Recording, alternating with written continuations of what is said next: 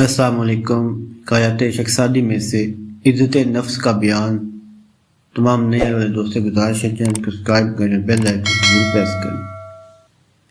ایک زہریلے کتے نے کسی دیہاتی کو کاٹ لیا۔ بیچارہ ساری رات تڑپتا رہا۔ اس کی چھوٹی سی بچی تھی جو اپنے باپ کی تکلیف کو برداشت نہ کرتے ہوئے غصے سے باپ کو کہنے لگی، آپ کے بھی تو دانت ہیں، آپ نے کتے کو کیوں نہ کاٹ لیا؟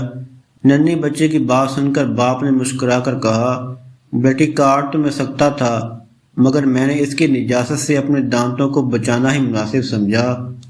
خواہ میرے سر پہ تلواریں بھی چل جائیں مگر میں پھر بھی کتے کو نہ کاٹوں گا۔